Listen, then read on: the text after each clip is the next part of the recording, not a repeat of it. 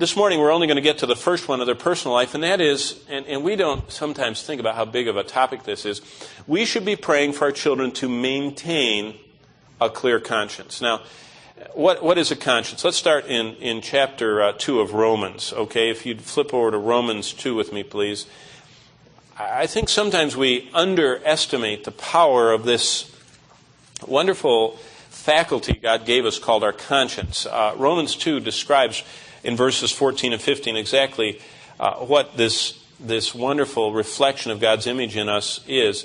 It says, "For when the Gentiles," Romans 2:14, "who do not have the law, by nature do the things in the law, these, although they, not having the law, are a law to themselves, who show the work of the law written in their hearts, their consciences also bearing witness, and between themselves and their thoughts accusing or else excusing them." Now that's an amazingly powerful description of our conscience. Our conscience is a warning system. It's a sensor. It's a spiritual part of our being that warns us to pull up before we crash into sin. It warns us when we're headed the wrong direction. It warns us when we're going toward something that's going to cause disaster. It's a warning system God put in. And I think it's fascinating. The news this week. Did you read about the 2 airplanes in Germany?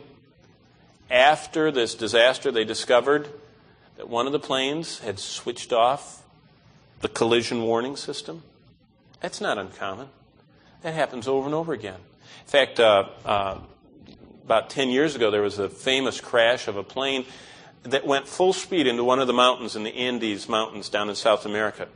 I mean, that plane just exactly hit at full power right in the side. And the reason they found was that the sensors, when they de-iced the wings, they always put duct tape over them so they don't spray the stuff into the sensor and ruin it. And they forgot to take the duct tape off the sensor. So the sensor was immobilized. That warning system wasn't there. And so many people go through life with duct tape over their sensors. And part of our prayer is that we pray that our children have clear consciences, that they keep those sensors open and warning them of disaster, of midair collision. So what is our conscience? It's a system that God has designed. It's an automatic warning system. It tells us pull up. Our conscience is part of our personhood. It's part of being made in God's image. It's that innate ability to sense right and wrong. And everyone, even the most uncivilized pagan, has a conscience. That's what it says right here in chapter 2 of Romans. But how do we pray about that conscience? Well, many ways. But let me start back in the Old Testament. Look at 2 Chronicles with me, because this will help you spot the conscience in the Old Testament. Because in the Old Testament, 2 Chronicles 34, back there in verse 27, the Old Testament description of the conscience is called the heart. The lev, L-E-B, lev. The heart is the Old Testament word that describes the conscience. And it says in verse 27 of 2 Chronicles 34, "Because your heart was tender and you humbled yourself." There is the conscience at work. The heart, the conscience was tender. The conscience was responsive. So how do we pray for our children? Lord, keep their heart tender and responsive to you. Help them to keep the sensors clear. You know, the conscience is much like skylights. Skylights, if they're clear, bring light in so you can see what you're doing. If they're covered with debris and junk and pile up, the skylight's dim and you can't see and you're stumbling all the time. The conscience is not a revelation. God does not reveal himself through it. It's not God actually speaking. It's part of us as humans. It is fallible. It is injurable. It is possible for it to be diminished. In fact, we're going to see it can be injured, it can be calloused, it can even be seared and incapable of operation. So what should we pray? Verse 27 of 2 Chronicles 34. And if you're a Bible marker, it's a great verse to write down. Lord, keep their heart tender. Keep them humble before you. Help them to have their sensors on. And they say, God, I don't want to crash into any mountain that will cause me not to glorify you. I will not want to get into a system where I am going to not be able to magnify you with my life and compromise. Look at the book of Psalms. Keep going to the right. 1st, 2nd Chronicles, Ezra, Nehemiah, Esther, Job, Psalms. The 7th Psalm. and the 10th verse. Here's another description of our conscience, Psalm 7 and verse 10. My defense is of God who saves the upright in heart. That's another description for those with a pure conscience, those who keep the skylights clear. God says, if you do that, and another metaphor for the conscience is it's much like the nerves on our fingers. We can feel things. We can feel if something is hot, if something is rough, if something is sharp, if something is just not like it should be. We can feel it. But did you know if you develop calluses on your fingertips, you can't feel? Or if you burn and damage the tissue, then you can't feel anything at all. And that's what the conscience is like. It is a very sensitive warning system. And it says it operates, look at Psalm 7 and verse 10, those who have a pure conscience are those who are upright in heart. God defends them. Why? Because they're keeping sensitive and tender and pure in their response to Him. And so that's something we should pray for our children, that they be upright in heart, that they have a pure conscience. Psalm 51, we touched on this last week. Turn over there with me if you would. Psalm 51 and verse 10. Create in me a clean heart. Sometimes our conscience gets defiled. Renew a steadfast spirit within me. Sometimes we are not careful to maintain that pure and clean conscience, and so we should pray, by the way, for ourselves as well as to them, to have a clean heart, a clean conscience. That is something that we should be asking God for.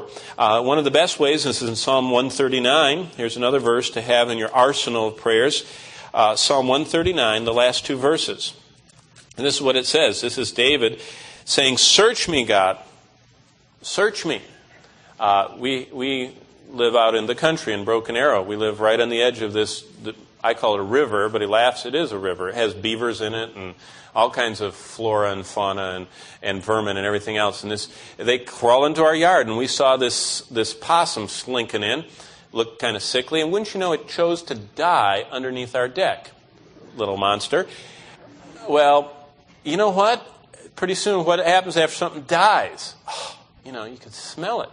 And so I had to search out and find out where the smell came from. And I had to extricate that. That's what it's like. David is saying that. He says, search out anything that's defiling, that's clouding and smelling up your relation. Search me, O God. Know my heart. Try me. Find out what I'm anxious about. You see, our conscience begs us to do what is right. Our conscience hinders us from doing what we believe is wrong. That's what God put it in for. And if we follow our conscience and obey what God says, it praises and brings us tranquility and self-confidence. But if we go against it, our conscience will condemn us. It triggers feelings of disgrace and torment and penitence and dismay and apprehension. So look what he's saying. Verse 23, know my anxieties. Lord, my conscience is troubling me.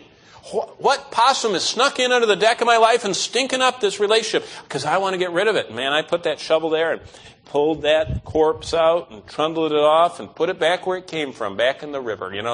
Go back where you came from, you monster. That's what David said. He says, create a clean heart. Know me. Verse 24, see if there's any wicked way. And then lead me in the way everlasting. Lord, I want to maintain a clear conscience. That was Paul's constant prayer. He constantly was asking the Lord. In fact, look at the book of Acts, chapter 24 and verse 16. Here is a powerful, by the way, Paul talks about the conscience 23 of the 30 times it's mentioned in the New Testament. But Acts 24 is one of the great passages as Paul gives his testimony of how he was able to serve the Lord so greatly. And he said this in Acts 24:16, I myself always strive. He says, I am keeping the sensors untaped. I'm keeping the skylights open. I'm not damaging my sensitivity. I want a conscience without offense toward God and toward man. He said, I want to be a man of integrity. I want to be responsive to your word.